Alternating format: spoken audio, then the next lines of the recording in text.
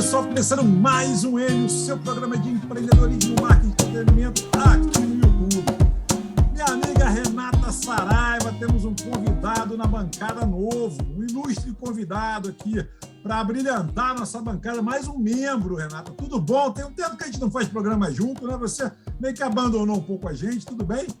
Mas foi só temporário, então estamos de volta. Muito bem, temos hoje a presença aqui na bancada do Ale Vidal, super fotógrafo aí, badalado das estrelas e outras coisas mais aí, empresário do meio, enfim, membro do BNI também. Seja bem-vindo aí, Ale.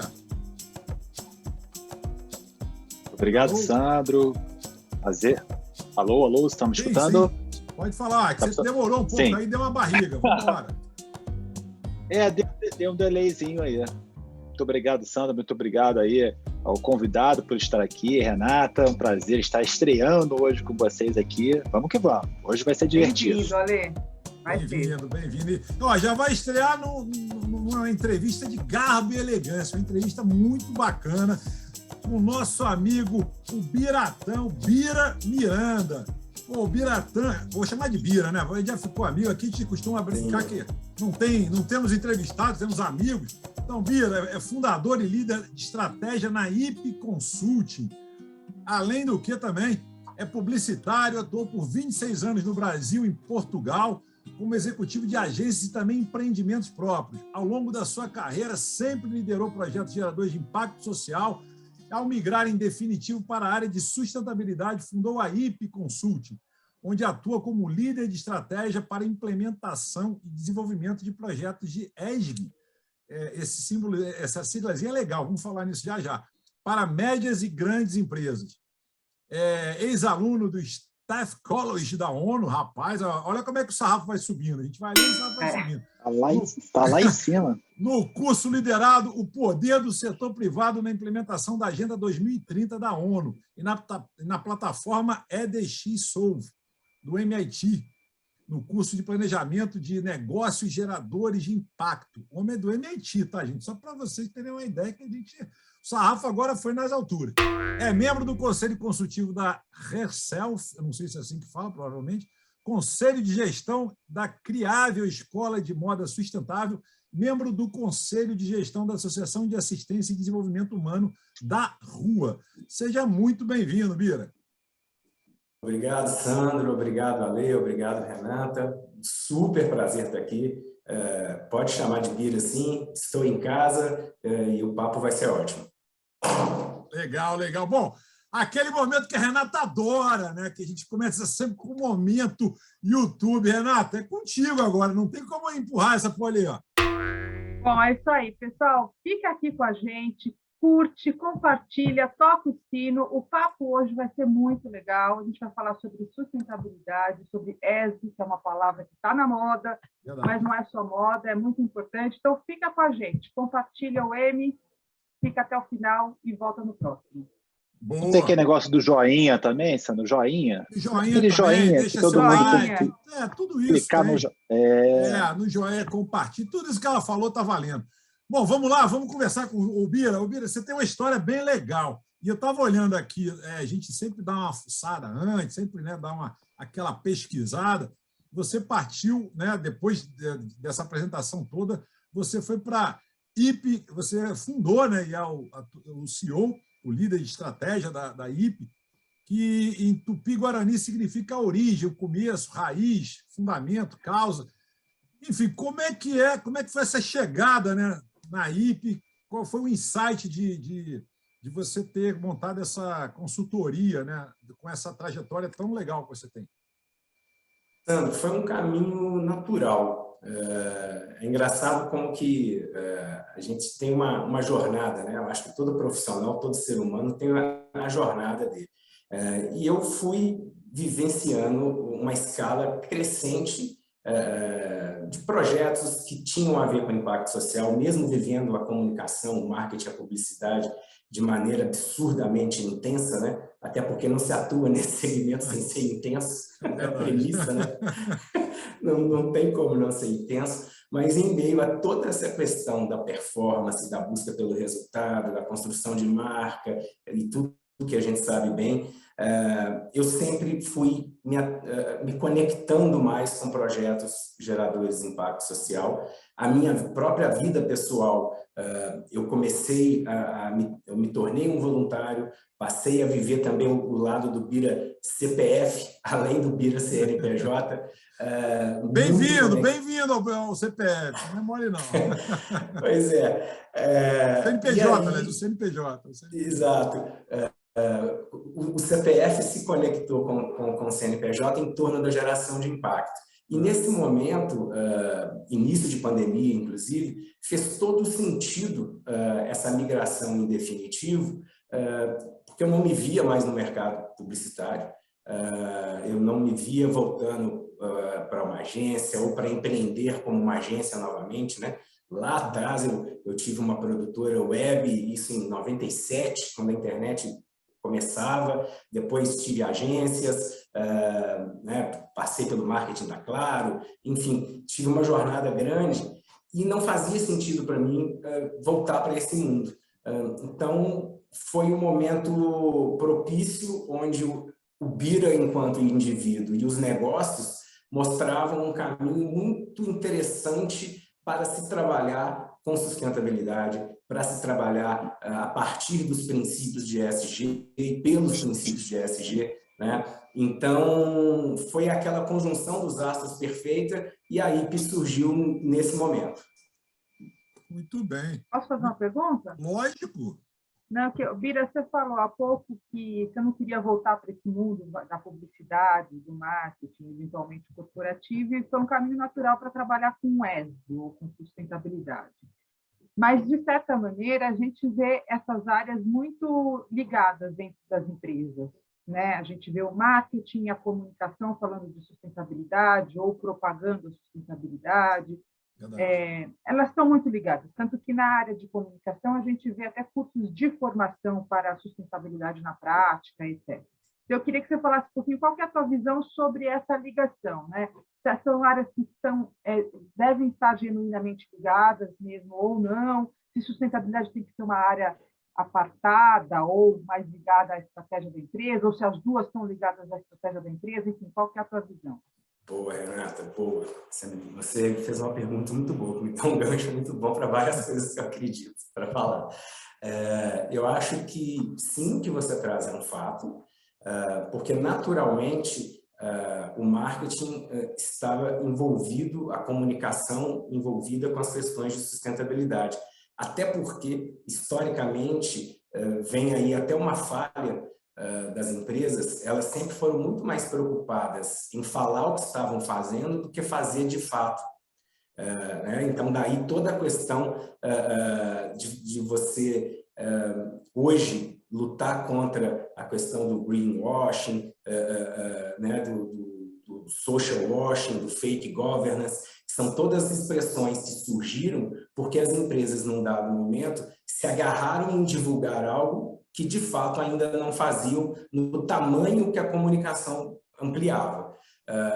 Isso, por um lado, traz, obviamente, uma questão ruim, mas é melhor que a gente tenha o que a gente vivenciou, porque foi um processo de expansão da visualização, do crescimento da importância, e a comunicação é vital nesse processo, óbvio, né? Mas eu defendo com unhas e dentes o quanto que o processo de comunicar precisa acontecer depois que, de fato, a empresa faz. Essa calibragem é fundamental. E, particularmente, eu acredito que quando a gente fala sobre sustentabilidade, sobre os princípios de ESG, né, ambiental, social e governança, nós estamos falando de gestão. E a gestão, ela é transversal a todas as áreas da empresa. Ela não pode ficar confinada. É muito bacana você ter um líder que potencializa isso, tem uma área que potencializa, que é um vetor de aceleração, excelente. Mas, quando você pensa do ponto de vista da gestão, você precisa gerir a empresa em todas as frentes dela, pensando sustentável. Então, quando você modela um novo produto, serviço, a mentalidade da empresa tem que considerar essas questões, quando a sua estratégia de supply chain, com todos os seus fornecedores, como é que você vai fazer funcionar a dinâmica com seus parceiros, como que você lida com seus colaboradores, o quanto que a sua empresa é inclusiva, diversa e equânime. Então, você tem as pegadas que ela deixa ou que ela evita na sociedade onde ela está inserida, na comunidade onde ela está inserida. Então, quando a gente fala de sustentabilidade, é importante ter essa visão que ela é a soma de várias partes com uma gestão correta do que cada parte contribui para que, no final, a empresa, sim, persiga os seus objetivos de negócio, vise o lucro, consiga crescer, mas sem deixar de fomentar impacto social, sem deixar de trazer contigo mais gente, porque no final do dia o que importa é ser bom para o maior número possível de pessoas.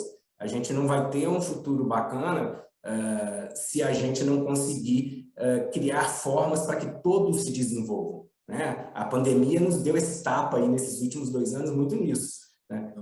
Nos mostrando que, puxa, eu sozinho não vou fazer nada. Né? Então, eu acho que a resposta ela é bem ampla, mas você foi no ponto, você apertou o gatilho correto, porque a comunicação é vital, é importantíssima, mas ela é uma parte desse todo. Posso fazer a pergunta agora? Pode. Posso estrear? Bora. Vamos lá, Bira, olha só. Vamos embora. Em que ponto da sua vida, Bira, você começou... Você veio de agência, você trabalhou já com várias... Eu acho até que você está mentindo a idade para a gente. Acho que... assim, posso saber quantos anos você tem, Bira? 11 de outubro, a pergunta não é essa... 50. Cara, eu acho que é Olha, peixe. detalhe, acho que esse galo... eu acho que Ale, esse galo é peixe, hein? Galo é peixe. Na apresentação, eu esqueci de falar que ele é mineiro, morando em São Paulo, e é atleticano, rapaz. É torcedor do Galo. Pois é. Exato. Esse galo é peixe. Esse galo é peixe. Sorriso no rosto. Meu só. Parabéns aí. Pô, mereceu, vitória merecida. Mas não vamos falar do Atlético, porque em respeito ao Flamengo, não vamos falar do Atlético. Bora. Olha só, em que momento da sua vida te deu o clique, você começou a olhar diferente para as empresas, você começou a olhar diferente para o ser humano, você começou a olhar diferente para o planeta? Quando isso fez sentido para você? Você já trabalhou em várias empresas, mas quando que isso fez sentido para você? Ale, fazer sentido sempre fez.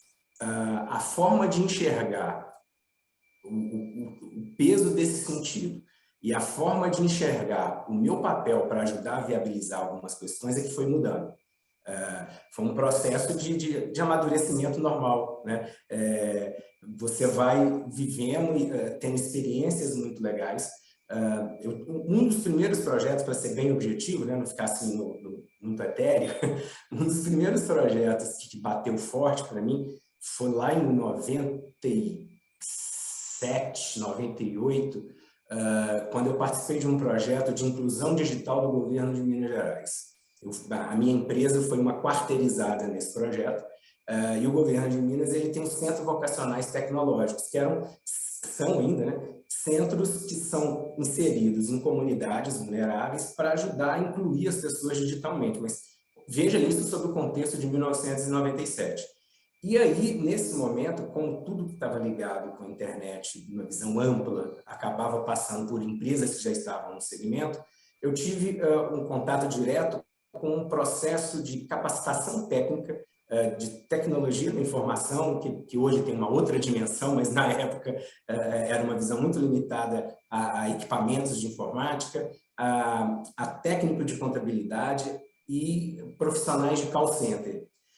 E foi incrível ver como que o processo de incluir as pessoas para entender o que era o computador, entender o que era a internet e estudar alguma área de conhecimento para que ele pudesse buscar emprego, o quanto que isso era tremendamente transformador e impactava as pessoas.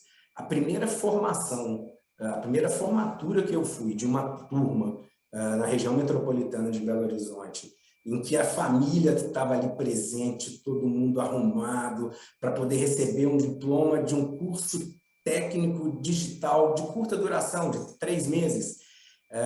Aquilo foi muito forte para mim. Eu falei, poxa, aqui tem uma coisa que é muito interessante de fazer.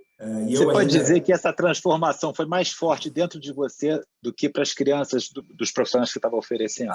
Sempre é. Quem se envolve com algum tipo de ação geradora de impacto social sempre recebe mais do que dá. É um pouco chavão isso, se repete, mas é extremamente verdadeiro.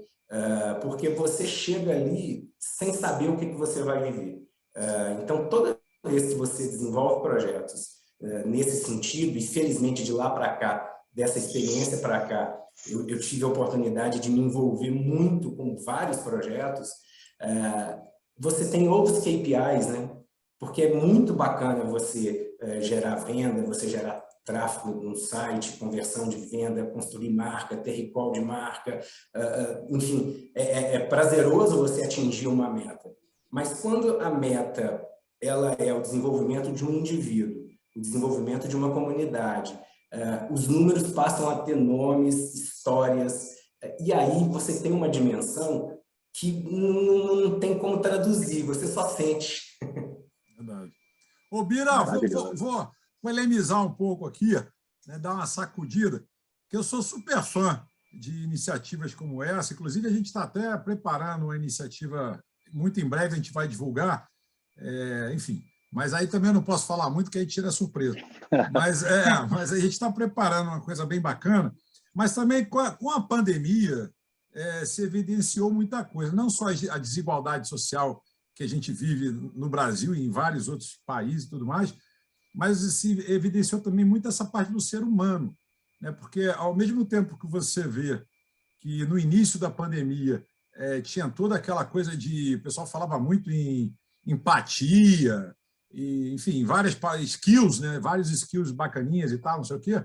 A gente está no 3º ano de pandemia e caiu por terra muito do que se falava. Né? O ser humano, no meu ponto de vista, continua mais desumano do que humano, porque, de fato, a gente precisa ter uma catástrofe dessa, por exemplo, de Petrópolis, para poder as pessoas se mobilizarem, quando isso já era uma tragédia anunciada, entendeu? Era anunciado, como tem várias outras tragédias anunciadas. Quer dizer, precisa morrer tanta gente, precisa acontecer uma catástrofe assim, para que as pessoas voltem a se lembrar que são humanas. Como é que você vê isso? Eu estou polemizando mesmo, estou botando uma pimenta.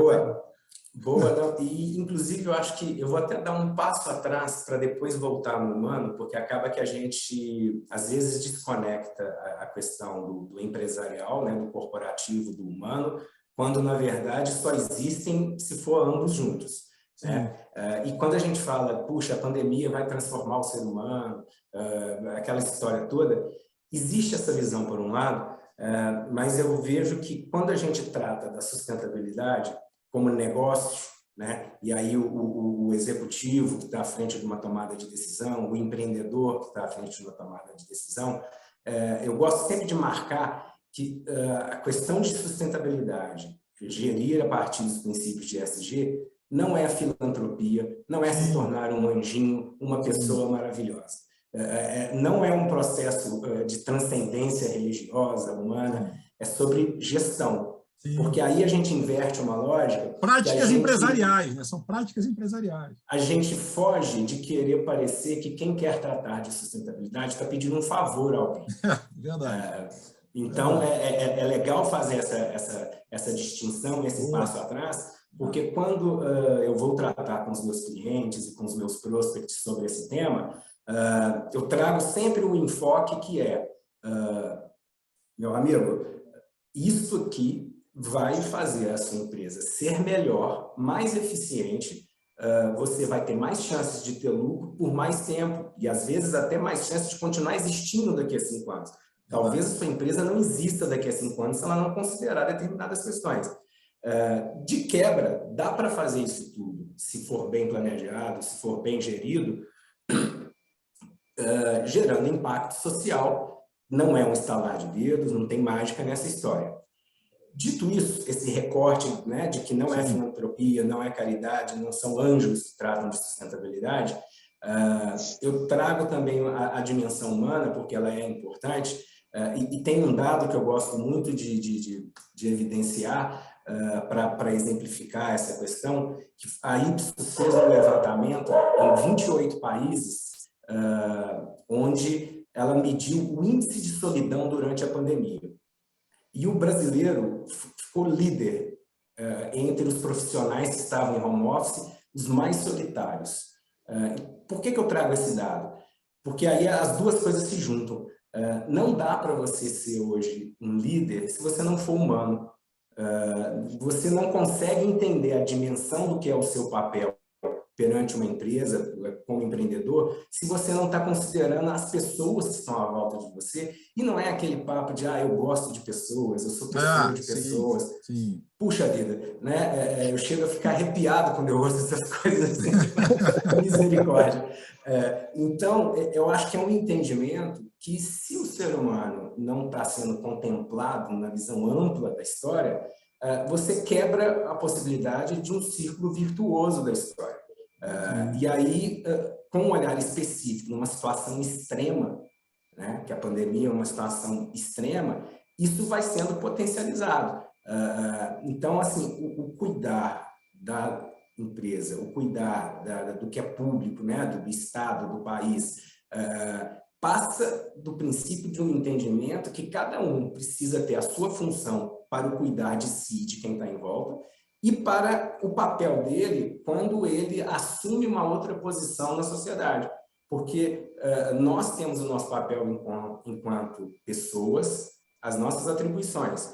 Quando a gente está dentro de uma empresa, a gente exerce ali um outro personagem, né, que tem outras atribuições, mas que essas duas coisas têm que estar interligadas, né? Tem uma fala muito legal do CEO da Gerdau, do Gustavo Werneck, que ele conta que uma vez ele foi para a Holanda, porque a Gerdau estava num processo de novos sócios e eles queriam entrevistar o CEO do Brasil. E aí, era um fundo, né, que ia aportar, e aí ele foi preparado, obviamente, né, com 1 milhão de planilhas, de dados e etc. e tal, e os caras passaram 1 hora com ele, querendo saber da família dele, o que ele pensava sobre diversos temas humanos, etc. E chegou uma hora que ele não aguentou. Ele falou, poxa, mas peraí, que horas que nós vamos falar dos números? E aí o glorioso dono do fundo holandês falou, olha, o ponto é, a gente está caminhando para um rumo dos negócios, do mundo, que se quem estiver à frente do meu dinheiro não for alguém que entenda o que é o ser humano e as necessidades dele, não adianta ele ser bom de fazer mais dinheiro, porque vai chegar a hora que ele não vai fazer mais dinheiro. Mabira, qualquer cliente sabe disso, a Renata, o Alê, o empresarial, a classe empresarial, eu vou falar aqui no Brasil para a gente não abrir muito, mas a primeira coisa que pensa é faturamento, né? Vai fazer uma campanha, por mais que a campanha seja até institucional, até filantrópica e tal, mas a gente sabe que por trás de toda essa, entre aspas, bondade, né? Que aí eu vou misturar um pouco esse caldeirão, mas sempre existe, né, o posicionamento da marca, sempre existe aquela coisa de ficar bem na fita, ficar bem na mente das pessoas, papo mais, aquele papo todo que todo mundo aqui, todo mundo sabe. Então, assim, e utiliza muito dessas práticas para faturar, entendeu? Porque não tem como. Eu não até hoje, botando lenha na fogueira. Não, porque eu tenho 32 anos de mercado. Eu nunca vi um empresário, nunca vi na minha vida, posso até pagar pela língua amanhã e tudo mais, mas eu nunca vi um cara que não queira saber já o faturamento. É o primeiro item que se discute. Vou contratar a sua empresa. É aquela famosa pergunta, né? Pô, qual é a perspectiva de faturamento? Né? Quanto que aqui eu contratando vocês, a perspectiva... Quer dizer, eu já acho essa pergunta complicada porque eu não sou mágico. A minha empresa também não faz mágica. Então, eu trabalho com marketing e a gente sabe que tem vários vetores aí que podem influenciar o sucesso ou o insucesso de uma campanha que muitas vezes não depende da agência. Né? Isso aí tem várias coisas, tem que ser muito bem analisado e muito bem estudado. E outra coisa, o marketing não vende. As pessoas misturam marketing com venda, é diferente. Marketing cria, né, a necessidade ou o desejo, no caso. Quem vende é o vendedor, é o final da ponta. Então, tem umas coisas que o pessoal confunde muito, até a própria comunicação, né? Que a comunicação, o pessoal fala muito, está muito em voga, umas coisas muito legais hoje. Gente, eu vou botar uma pimenta danada hoje, mas o programa é bom que vai ficar. Estou botando uma pimenta danada. Eu adoro esses termos novos, Renata. É growth, marketing de crescimento. Rapaz, quando é que o marketing nunca não foi de crescimento? Marketing de relacionamento. Cara, marketing de... É tanta gente querendo ser pai de nomes novos, mas se você pegar o classicão lá, o Kotler, pegar vários classicões, né, dos anos 80, 90, cara, é aquilo. A base está ali. Entendeu? Se bobear não for antes, até 70, eles não estão em desuso. O que aconteceu foi que a tecnologia, né, cresceu muito, mas se você pegar a base, eu nunca vi marketing não ter alinhamento com a comunicação, marketing não está alinhado com crescimento, não está alinhado com relacionamento, e aí cria-se nomes novos e começa a criar uma cadeira nova para estudar uma coisa que já existia. Quer dizer, eu não sei, eu estou botando uma pilha danada. Renata, concorda? O que você acha dessa salada toda que eu fiz aqui? Eu acho o seguinte, que claro que o negócio sempre está, né, o bottom line, vamos chamar assim, sempre está no centro da mente dos homens e mulheres de negócios.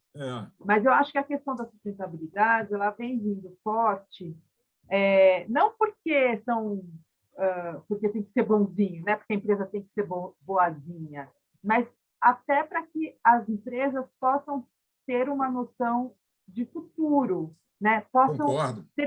Podem ter seus negócios pensados a longo prazo. A longo prazo, exatamente. Então, eu acho que uma coisa não exclui a outra, né?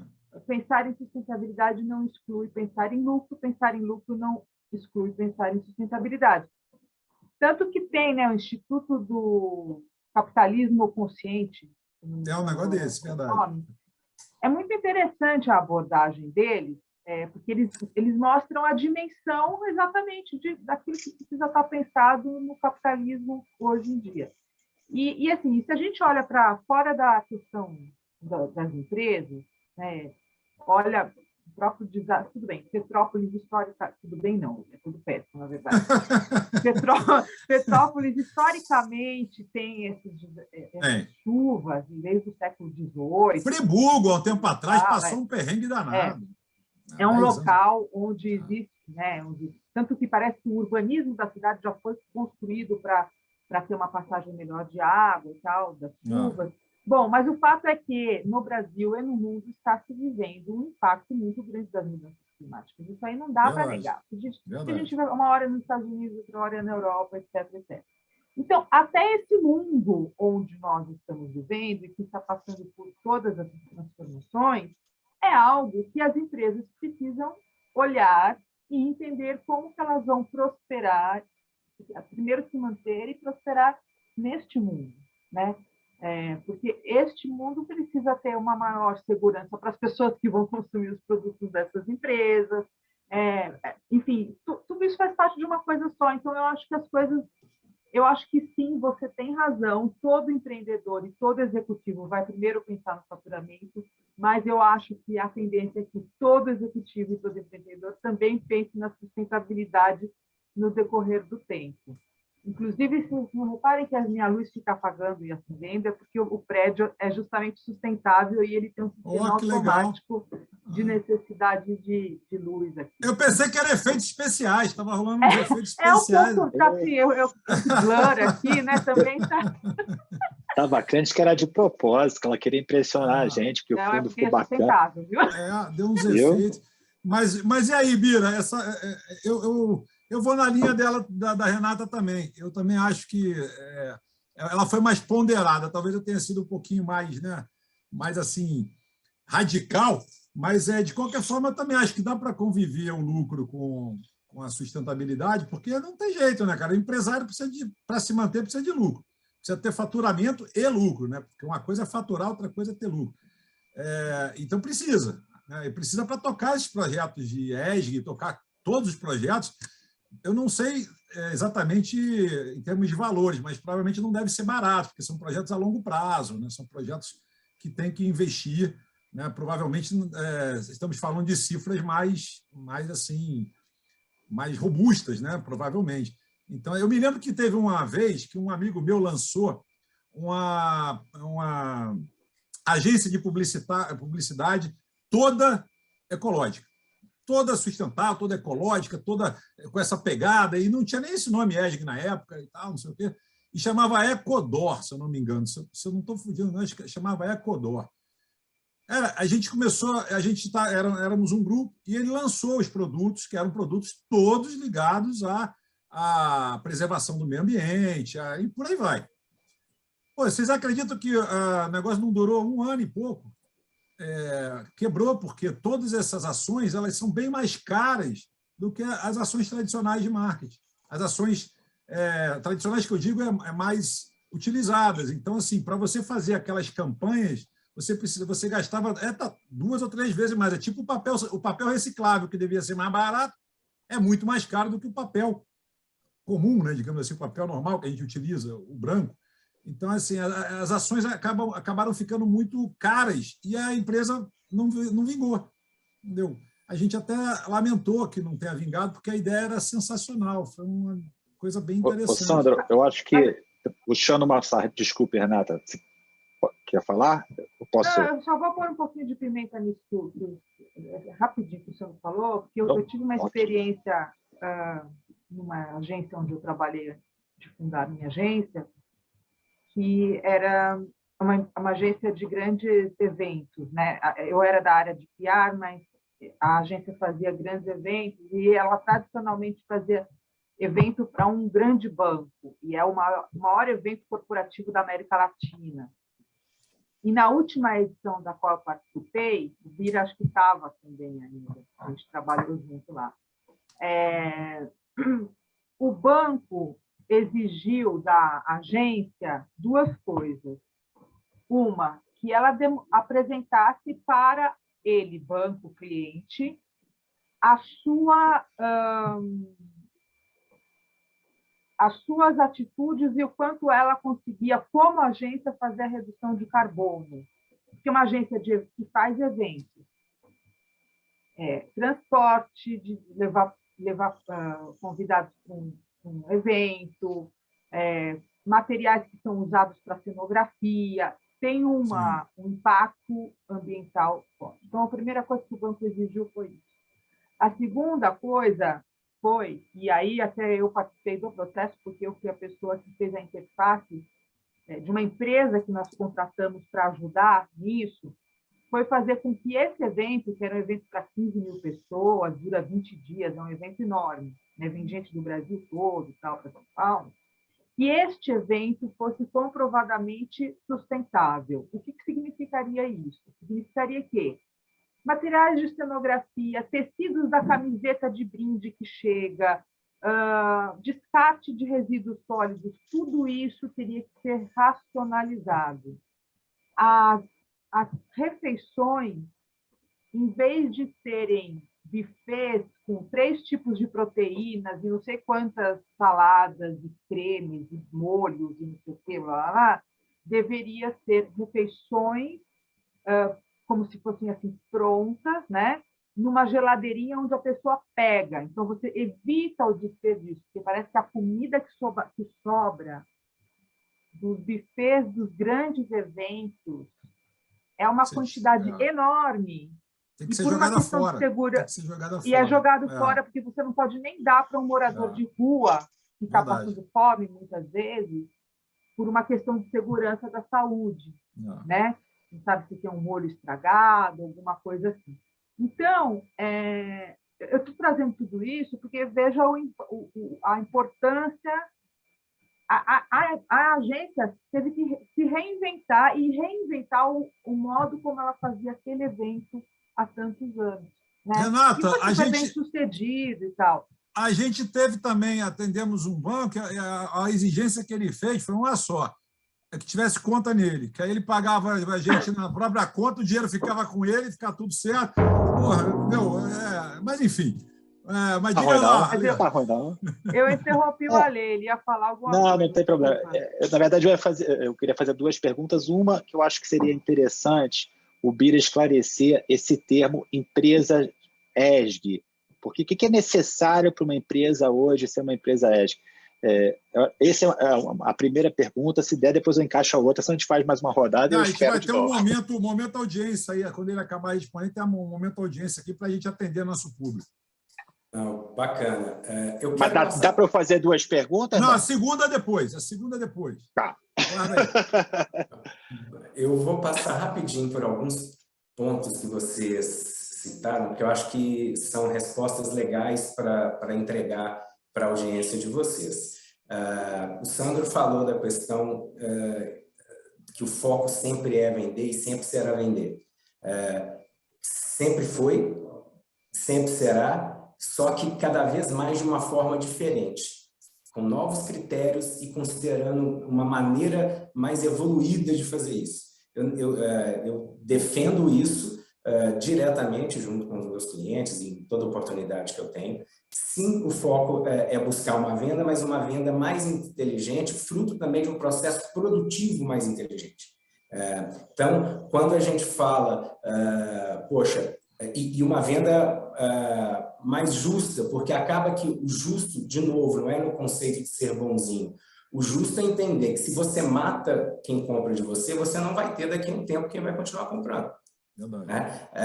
Quando você vê uma instituição financeira com 350% de juros do rotativo em um ano, ele está prejudicando exatamente quem tem menos formação sobre economia, sobre como trabalhar com finanças pessoais, e essa pessoa esgota a capacidade de tomar crédito, de consumir e quebra todo um processo. Então, quando a gente fala de pensar sustentável, trabalhar ESG no processo de composição, de construção dos produtos, é na modelagem, é de entender o que eu faço para fomentar para que as coisas continuem funcionando.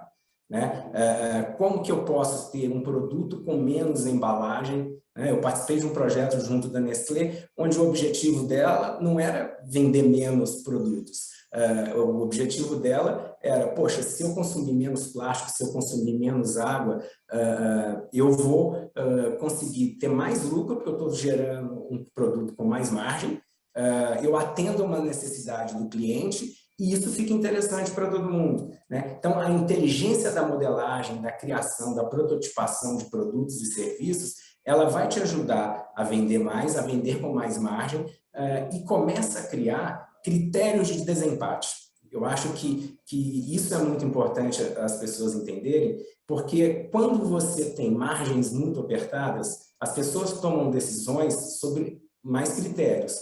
E não só a geração Z, não só a turma mais nova, eles estão criando formas de optar por eu ponho meu dinheiro aonde. Né? Então, tem uma pesquisa que foi feita pelo Grupo Havas, que saiu em setembro do ano passado, onde a pesquisa mostra que 79% dos brasileiros esperam que as marcas ajam para o bem da sociedade e do planeta. Esperam e cobram isso. Né? E 77% dos entrevistados preferem comprar de empresas que miram o propósito além do lucro. Então, você começa a ter uma questão onde é importante vender, mas para vender você tem que entender quem está querendo comprar. E esse, como o Sandro disse, sempre foi um princípio básico do marketing. Né? Se você não entende quem vai comprar de você, você vai se... E desculpa interromper, mas eu quero só acrescentar essa pesquisa que você mencionou, Bira. Eu não vou ter o dado de pesquisa agora, porque é uma pesquisa tradicional que a Edelman, que é uma player mundial de RP, faz, chama-se Trust Barometer, onde eles medem o nível de confiança que as pessoas em vários países têm em relação aos diferentes tipos de instituição, tipo os governos, as empresas, as ONGs, etc. E na maior parte dos países, isso é uma coisa meio global, o nível de confiança nas empresas geralmente é muito maior do que nos governos. E então, quando você fala assim, 75% das pessoas esperam que as marcas façam algo de bom para o planeta ou para a sociedade, juntando com o fato de que as empresas são entre o tipo de instituições em que as pessoas mais confiam, isso dá às marcas uma grande responsabilidade, de certa forma, porque existe uma expectativa da sociedade de que elas eventualmente façam coisas que elas não estão esperando que o governo faça. Porque os governos estão em descrédito de maneira geral para as sociedades. Isso não é só no Brasil. Então, só queria fazer esse parênteses.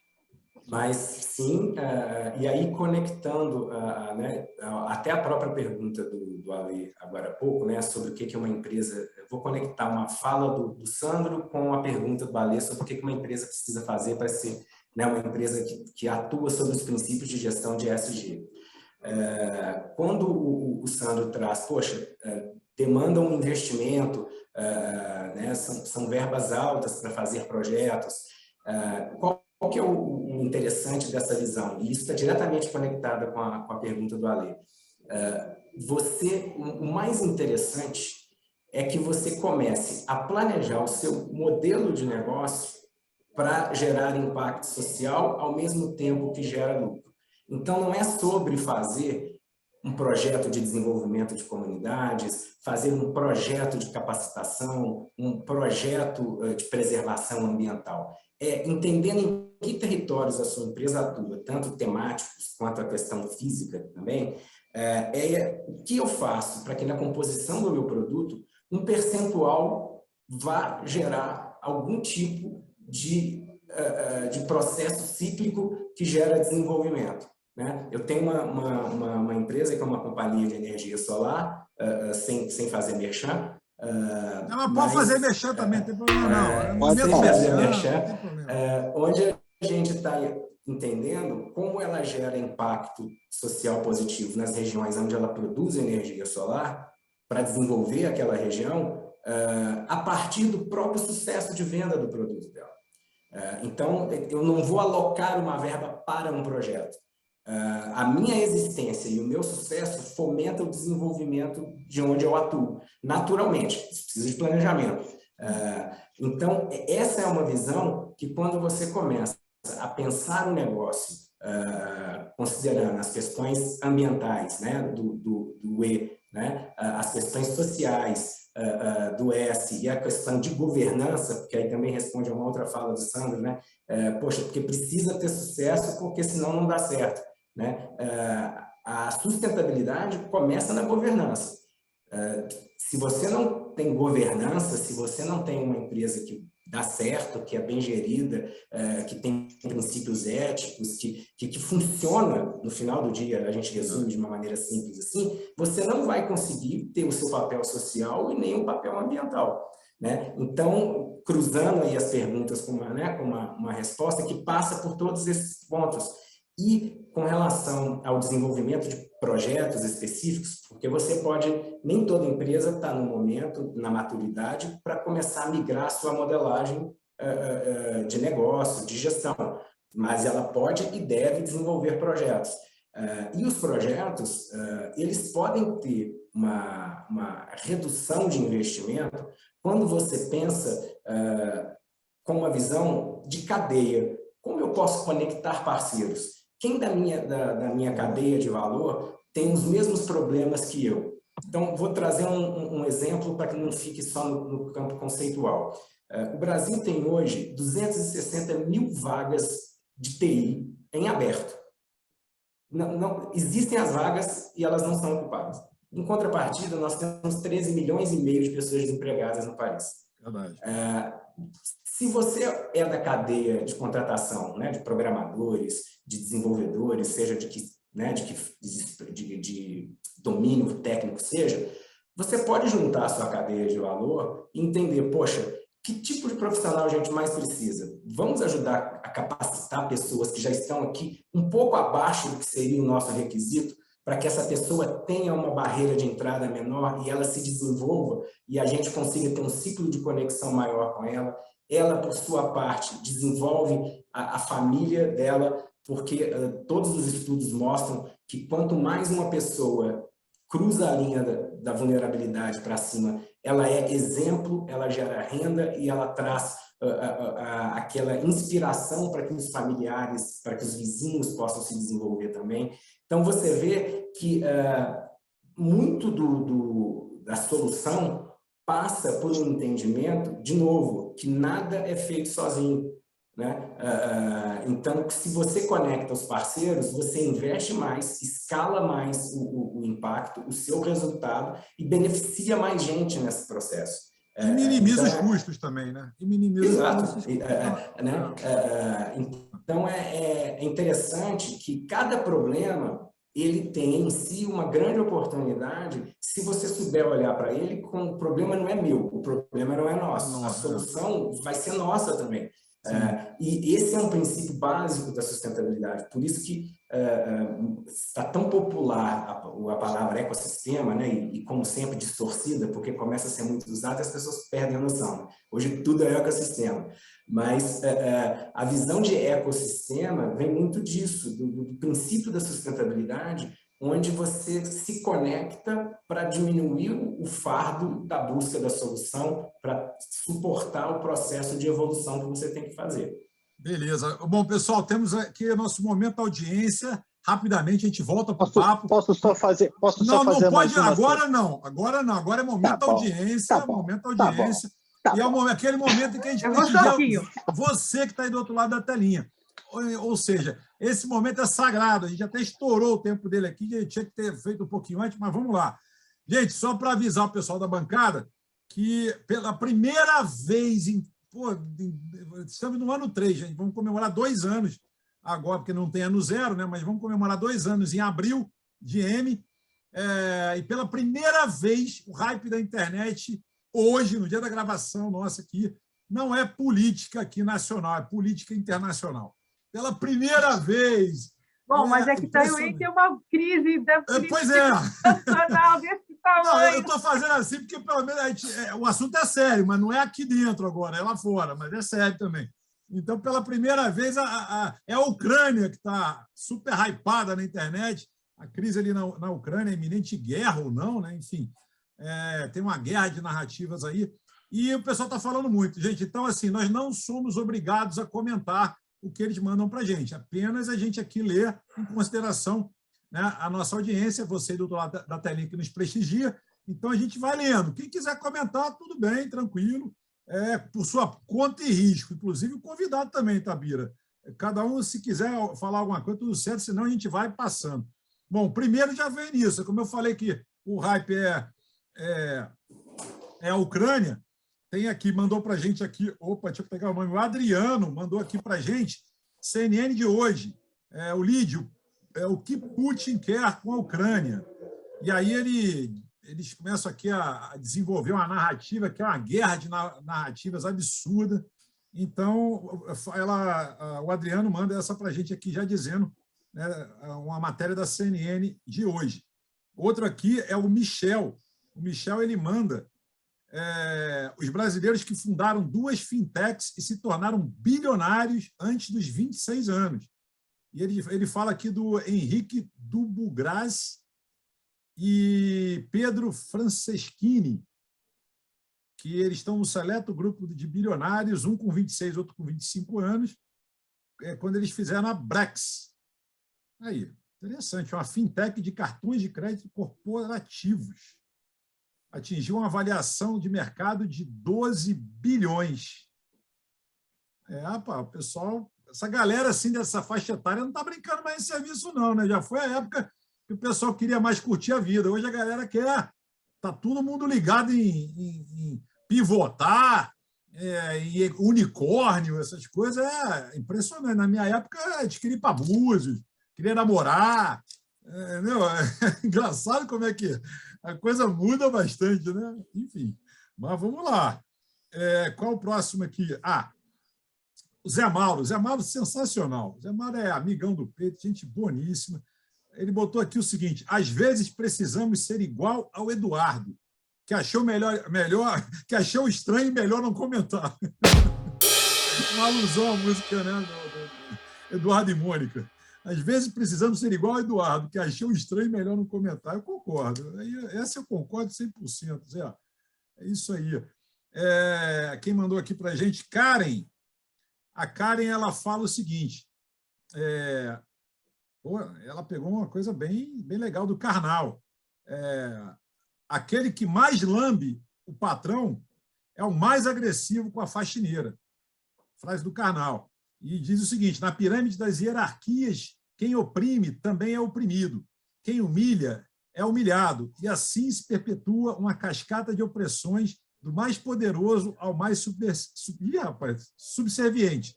São todos pequenos tiranos. Rapaz, isso aí dá uma polêmica danada, hein?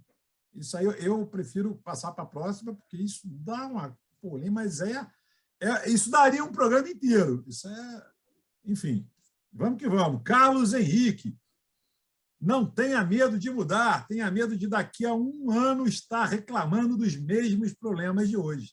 Ó, essa eu já conhecia, essa é legal.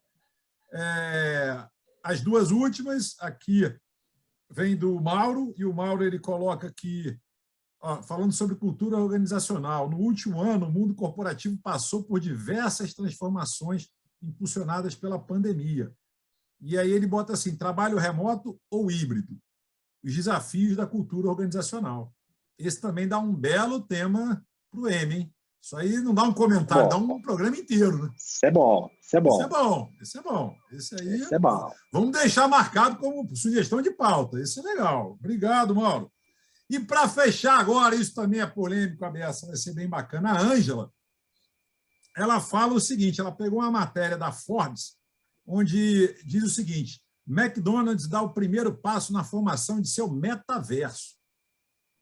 E aí, gente, é aquela história. Aí tem a galera que, enfim, fala, né, faz alusão ao Second Life, né, que já tentaram uma pegada semelhante dessa na época, e que no início também foi aquele tititi todo e deu água, e que estão falando novamente, né, que o metaverso ele tem muito mais marketing até então do que propriamente não veio ainda, né, não disse o que veio, quer dizer, disse, mas a gente sabe que ainda está num processo muito inicial, e aí tem aquela galera que defende, né, defende muito, super, aí polariza de novo o assunto, e tem aquela galera que fala, né, do Second Life, tudo mais e tal.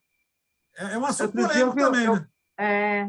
Eu acho que existe essa dúvida mesmo, e eu vi um comentário interessante, eu não sei se com base em alguma pesquisa ou não, mas o comentário era que, nesse período que a gente está vivendo de saída da pandemia, vamos dizer assim, embora a gente não tenha saído... Tomara! O que está acontecendo é o efeito contrário, quer dizer, o metaverso é para a pessoa, em tese, nos ajudaria a viver coisas virtualmente, no mundo digital, mas o que as pessoas querem é voltar a viver físico, querem voltar a conviver, querem voltar a viajar, né? Aí, enfim. Posso eu agora? Por favor. Você já espirrou aí, você já tossiu, você já... Rapaz, tu está estreando bem hoje. Tomei a terceira dose sexta-feira agora, estou bem, vamos lá. Mas olha só, falamos do físico, falamos do profissional, falamos de dinheiro. Eu vejo que o Bira, quando ele fala aqui, os olhos dele brilham, a energia vem à tona, quando ele fala do próximo, de fazer o bem. Ele tem a vida dele muito ligada a isso. Agora eu queria saber do Bira, como é que ele consegue olhar para ele? Você olha muito para o outro, você consegue tirar um tempo, porque você é um cara que eu já senti que você é um meio workaholic, você está pensando o tempo inteiro no outro, mas você consegue pensar em você consegue ter uma atividade física, você consegue... Como é que é a tua vida, Bira? Dá para entrar nessa Bira, parte? Essa pergunta que ele quis fazer é o seguinte: você é um sujeito normal? Mais ou menos isso que ele quis dizer, entre linhas. Não, mas eu quero saber se ele consegue ter uma qualidade de vida legal para ele, se ele consegue joga tênis, viver. Vai para a praia, namora, essas coisas, né? Conta pra gente, Bira. Até a pandemia eu jogava squash, parei por razões óbvias, né? Porque ficar numa quadra de vidro fechada com a pessoa tentando respirar... De máscara não dá. Não tem a menor, sem eu já não conseguia muito, você imagina como. Mas, agora, o Sandro joga bem squash. Pergunta para ele como é que foi a última vez que ele jogou. Pula esse assunto. Eu gosto muito de jogar squash, mas eu acho que acaba sendo um pouco de lugar comum, mas não tem como fugir, porque aí seria falso, né? eu levo uma vida absolutamente normal como qualquer pessoa, né? Tenho os meus momentos de lazer, eu sou casado, esse ano faço 25 anos de casado e uma parceria de vida super show de bola. Então, eu me divirto muito com a minha esposa e a gente, como bons mineiros, adoramos bater um papo em um boteco. Isso é legal, hein? Isso é legal. E aí a gente resolve quase todos os problemas da humanidade em 4 horinhas ali. Isso é sensacional, isso. Eu adoro isso. Muito bom, muito bom. Então você consegue ter a tua vida normal, olhando para você, para sua família. Sim, curtindo. Até porque senão fica capenga, né? Porque se você fica apoiado só numa coisa, fica capenga, a casa cai literalmente, né? Então, eu tenho meu tempo de trabalho, eu tenho meu tempo dedicado ao voluntariado, que é algo que para mim é muito importante, que me faz um bem danado, mas levo a vida naturalmente, adoro curtir muito, faço as coisas. E aí, Ale, essa sua fala, ela me dá um gancho para algo que eu acho muito importante, que é destacar que ter uma visão onde você trabalha e age com uma visão coletiva não faz de você ninguém mais especial do que o outro.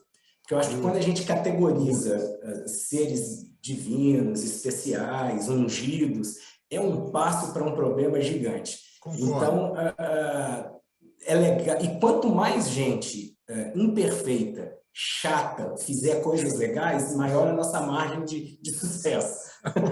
Porque eu acho que aí é que é o segredo da história. Eu quero ter muita gente do lado, que é gente normal, porque se você coloca num lugar assim meio que puxa para achar que a gente precisa ir junto e dar bom para a maior parte das pessoas, tem que ser um ser iluminado, aí embolou o meio de campo inteiro. Ô, Bira, você acredita na expressão novo normal? Você acha que... Porque eu não boto muita fé nisso, não. Eu acho que de novo normal... Eu não sou novo e nunca fui normal. Então você imagina o quanto eu acredito nisso. Eu acredito o seguinte, e aí não é uma visão, né, baseada no que eu leio dos estudiosos e tal, e isso fazia muito sentido logo no início da pandemia. Eu li um estudo de um cientista do MIT, e está se confirmando o que esse cara disse lá no início, que a gente vai criando uma nova forma de viver porque outras pandemias virão, as mudanças climáticas vão fazer com que a gente tenha que reagir a eventos extremos, né? Então, quando você pega Petrópolis, que chove um mês em 3 horas, né? Quando você pega uma pandemia que coloca em xeque todo um sistema de saúde, toda uma questão de como que opera um mundo, né? Isso o que está evidenciando? O quanto que existiam buracos que, numa situação extrema, isso potencializa de uma maneira brutal, né? Então, esse pensamento que esse cientista trouxe é interessante, porque a gente vai ter que se adaptar a como lidar com essas novas questões e continuar a viver sem ser irresponsável, né? Poxa, tem que usar máscara? Tem que usar máscara. Tem que vacinar? Tem que vacinar. Mas como que a gente vai encontrando as novas fronteiras, as novas formas de fazer as coisas funcionar? Porque se a gente também ficar esperando o mundo igual era, ele não vai existir mais. Então, não é nem a questão de ser novo ou de ser normal. É uma questão da gente realmente evoluir numa nova condição. Boa. Gente, a gente tem que dar uma dica de livro, que é para não esquecer, a nossa dica de livro. Eu tenho aqui, depois eu quero saber de você, da Associação de Assistência de Desenvolvimento Humano da Rua, que é só para você dar um pequeno briefzinho dela, mas assim, vamos deixar aqui rapidamente uma dica de livro. Eu separei o Princípios de Marketing de Serviços, Conceito, Estratégias e Casos. Muito legal esse livro do Bateson e do Hoffman, a editora Cengage Learning. É muito legal, muito interessante. É um livro daqueles pesados, né? Pesados que eu digo de peso mesmo, é um livro grande e tal, que assusta quem não gosta de ler, mas o conteúdo é muito bom. Então fica aqui, principalmente para quem lida, né, com serviços, né, que no caso é o nosso caso aqui, eu acho que de nós quatro, né, fica quase uma bíblia, né, para marketing de serviços, então fica a dica aí. Vou passar a bola, vamos deixar o Bira por último, vamos lá para a Renata. Ele pensa, né? Para dar tempo. Se quiser, eu posso falar. Vamos... Que eu tenho um no coração aqui. Oi, Manda, quiser, então. Eu posso falar. Manda, senão podem falar na sua frente, vai perder Posso falar. Momento de Voar é um livro da Melinda Gates, que as pessoas se acostumaram a chamá-la de esposa do Bill Gates, mas quando você entende o que é essa mulher, você vê que o Bill Gates teve a sorte de ser marido dela. É muito bacana o livro, porque ele mostra o que é a visão de ESG aplicada, começando a aplicar na empresa, quando ela estava dentro da empresa, depois a Fundação Bill and Melinda Gates, todo o processo de consciência do desenvolvimento da sociedade para fomentar o que a empresa precisa refletir, para a empresa ter prosperidade, e o lado humano dela no meio dessa história toda, as experiências dela nos projetos na África, na luta contra inúmeras doenças, do desenvolvimento feminino, né? Traz dados muito bacanas, cruzados com estudos do Banco Mundial, onde mostram o quanto é importante investir na mulher como um elemento de transformação da sociedade, com números, né? Mostrando o quanto que cada dólar investido numa mulher gera o dobro do resultado de impacto social do que um dólar investido num homem, né? E isso na situação de miséria em alguns locais da África, de extremo machismo, né, onde a mulher tem um lugar muito diferente do que a gente está acostumado a entender, porque é extremo. Então, é um livro muito bacana que mostra a visão de sustentabilidade, perpassando um pouquinho de tudo que a gente conversou aqui. A vida da pessoa, como que isso é trabalhado na empresa, como você desenvolve isso na empresa, os erros que aconteceram, até a relação dela com Bill Gates e com os filhos. Tem histórias assim sensacionais. Momento de Voar. Eu não vou saber dar ficha igual o Sandro deu com a editora e tal. Não, relaxa, que o editor se vira aqui, o editor se vira. Deixa que ele se vira. Vai lá, Renata. Então, eu venho, viu, Bira, pegando o seu gancho, eu em vários programas tenho trazido livros que eu gosto de ler biografias, e eu gosto de ler biografias de mulheres. Biografias em geral e as de mulheres notáveis, ou mulheres em geral. Eu trouxe vários e eu vou repetir uma que eu trouxe uma vez, porque agora eu finalizei o livro e eu queria fazer mais um comentário. A biografia da Lina Bobardi, chama-se Lina, do Francesco Perrotta Bosch.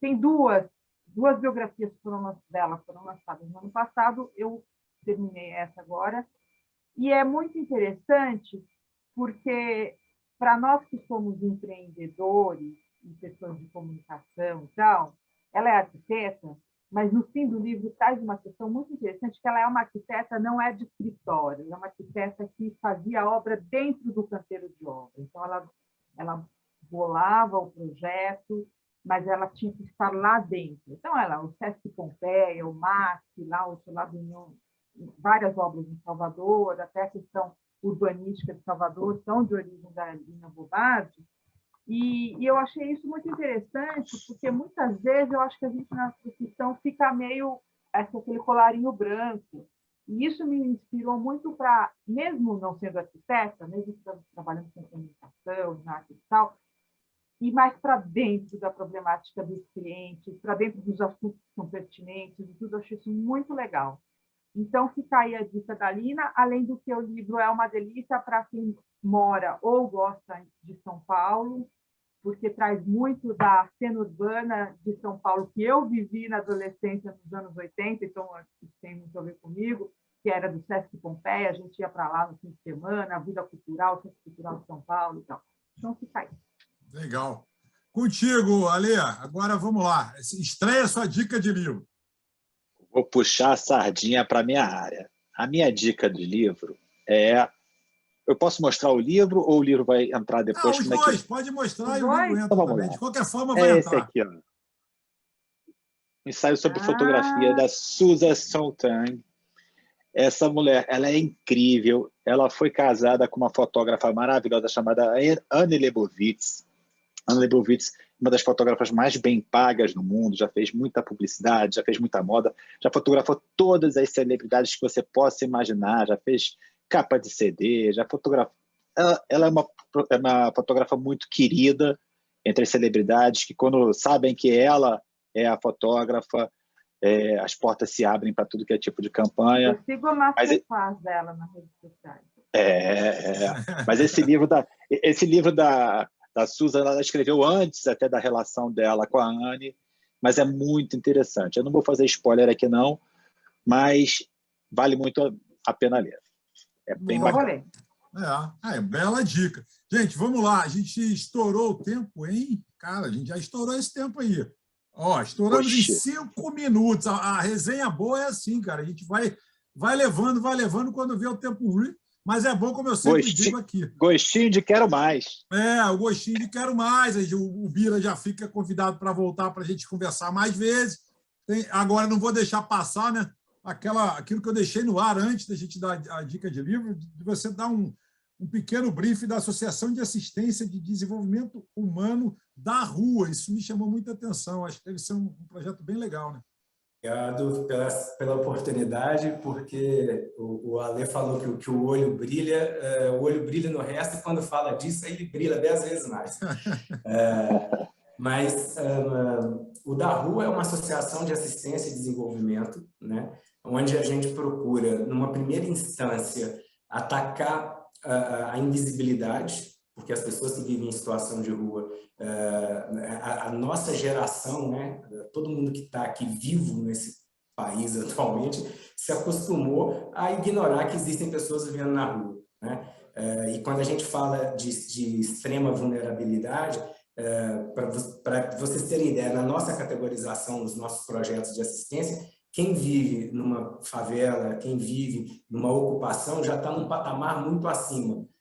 Já é um privilegiado dentro da vulnerabilidade, porque a pessoa vive na rua, né? É o extremo da ineficiência de um Estado, né? E nesse recorte tem a importância do papel de cada pessoa de, num primeiro momento, entender que existe um ser humano ali, né? Então a gente começa com esse processo de entender que existe um ser humano ali, um processo de aproximação, de escuta, de entender as histórias, de entender as realidades e dar o apoio para que, no primeiro momento, né, o projeto ele é desenvolvido em 3 pilares. Um pilar 1, que é a assistência emergencial para que essas pessoas se mantenham vivas, né, mesmo naquela situação de rua, porque São Paulo é uma cidade onde as pessoas morrem de frio, né?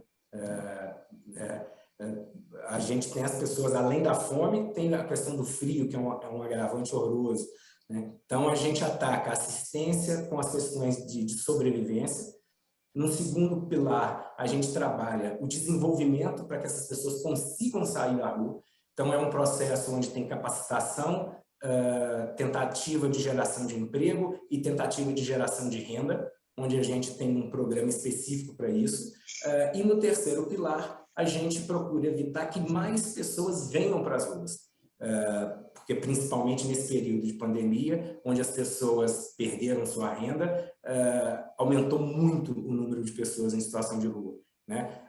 A gente está aqui em São Paulo, na maior cidade do país, na mais rica, onde você tem pessoas que vivem num buraco embaixo de um viaduto, escavado, aquela coisa, né, a gente vê na Capadócia, que é aquelas cavernas antigas. Aqui em São Paulo tem buracos onde as pessoas, é o melhor que elas conseguem viver. Em contrapartida, você abre a Folha de São Paulo e lê que tem um restaurante que vende um bolovo, aquele petisco de boteco, a R$130, né? E tem 2 horas de fila, né? Então, a gente tem essa realidade e a gente atua nesses 3 pilares. Hoje, né, nós somos um grupo de 200 voluntários. O Da Rua começou há 2 anos, quase 2 anos. Tem site? Tem um site para deixar aqui no ar? Somosdarrua.org. Legal. E redes sociais e tudo mais. Então, nós somos 200 voluntários, eu sou parte do comitê de gestão, sou um dos fundadores e parte do comitê de gestão. Somos 11 no comitê de gestão, todos voluntários. Inclusive, é um gancho muito legal para que, num outro momento, a gente, se tiver a oportunidade, a gente possa conversar, porque é a maior e melhor experiência de gestão que eu já tive sem ter chefe. Porque é um comitê de gestão onde é absolutamente democrático, onde o poder da ideia vence, onde, se fizer sentido, vai, se não fizer sentido, não vai. E a gente já conseguiu ter, porque tem um mito, né, de que se tem muita gente discutindo, você não tem agilidade, você não tem capacidade técnica, né? Nós estamos aí com mais de 70 mil assistidos, mais de 80 toneladas de alimentos entregues, 2 casas construídas, empregos gerados. Esse projeto é São Paulo, né, Bira? São Paulo, capital. Tem que trazer para outros lugares, trazer para o Rio, para outros lugares, porque antes da pandemia, no último censo do IBGE, ele deu como existem mais de 40 milhões de pessoas que vivem abaixo da linha da pobreza, ou seja, vivem miseráveis. E esse número já aumentou com a pandemia. Isso recentemente saiu. Eu não sei te dizer agora a fonte, mas saiu que esse número aumentou e aumentou. Pô, o número já é alto e aumenta consideravelmente, então, quer dizer, é uma situação bem lamentável que a gente está passando, né? Aqui no Brasil, principalmente lamentável. Eu acho que iniciativas como essa deveriam ser copiadas porque não tem que ser pai ninguém tem que ser pai de uma ideia dessa, entendeu? Todo mundo tem que... Na verdade, é porque eu fico vendo publicitário tem essa mania, né, de querer ser pai da ideia.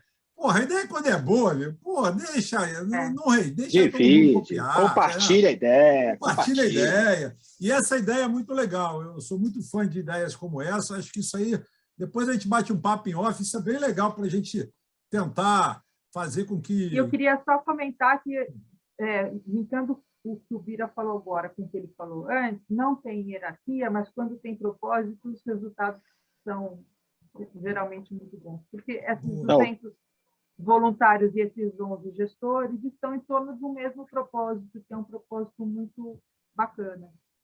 O Bira falou assim, não, depois de uma próxima conversa, já vai ter entrevista parte 2, Bira. Não tem mais jeito, não. Você já conquistou a gente aqui. Hashtag volta Bira aí, vocês que estão assistindo a gente.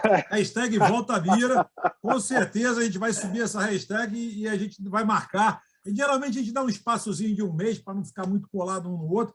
A gente vai marcar novos, não é nem mais um, novos programas, que aqui já surgiram umas 2 ou 3 sugestões de pauta. Muito assunto. Muito assunto. Não dá. Muito assunto. Gente, vamos entrar agora na reta final do M de hoje. Vou pedir, então, para você, Alê, considerações finais, Renata na sequência. Pô, passa a bola para mim que eu entrego para o Bira fechar num grande finale hoje. Então, vamos lá. Contigo, Alê. Vamos lá.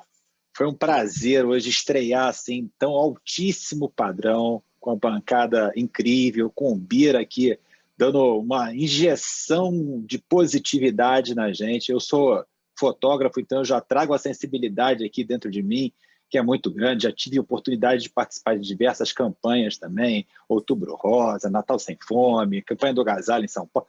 Eu já tive a oportunidade e eu sei o quanto isso nos movimenta e quanto isso nos energiza. Então, Bira, muito obrigado aí pelo trabalho que você vem fazendo. E muito obrigado ao Sandro, à Renata, pela oportunidade de estar aqui hoje com esse fera aí. Boa. Você, minha amiga Renata Saraiva, nossa amiga paulistana. A Renata adora, tá? Eu vou falar para vocês uma coisa. Ela adora. Quando ela não dá dica de livro de biografia de alguém, ela dá da cidade de São Paulo. Essa é paulistana. Acho que eu estou precisando inovar nas dicas de livro. Bom, eu quero também agradecer pela receptividade, porque eu fiquei acho que um mês sem participar das gravações do programa. Realmente foi um mês aí que eu precisei focar bastante aqui nas minhas atividades. Parabenizar e dar boas-vindas ao Alê. Foi muito legal voltar, e principalmente para falar de um assunto ou de assuntos que eu gosto tanto e é muito animador, né, ver coisas, ouvir sobre coisas que são feitas como o da rua, que tem esse propósito, sobre questões de sustentabilidade. Então, Bira, obrigada por ter vindo também. Eu que convidei o Bira lá atrás, né? Então, obrigada. Verdade. E vamos que vamos. Vamos que vamos. Eu vou aproveitar para agradecer você aí do outro lado da telinha, que está até agora. O programa estourou, já estourou bastante, já uns 20 minutos. Então, agradecer você que nos conhece. Muito obrigado, seja sempre muito bem-vindo. E você que está assistindo o programa pela primeira vez, propomos análises e reflexões sempre com muito conteúdo e bom humor. Bom, Bira, agora é o seguinte, você faz o que você quiser, o programa está nas suas mãos, é todo seu, está contigo para fechar o M de hoje. Não, vou ser objetivo, o tempo já estourou, mas só agradecer de fato, o papo foi ótimo, leve, gostoso, oportunidade de falar, de desenvolver raciocínio, né? Isso faz diferença. E quem quiser continuar esse bate-papo pode me procurar no LinkedIn, Bira Miranda, vai achar fácil, e eu estou sempre postando conteúdos, desenvolvendo raciocínios, me procura lá, vai ser um prazer estar conectado. Boa, valeu, obrigado, Bira, obrigado, Ale, obrigado, Renata, obrigado você do outro lado da telinha. Estamos sempre, toda semana, aqui no M, no YouTube. Valeu, pessoal, programaço, beijos e abraços. Valeu, tchau, tchau. Muito obrigada. bom. Tchau, tchau.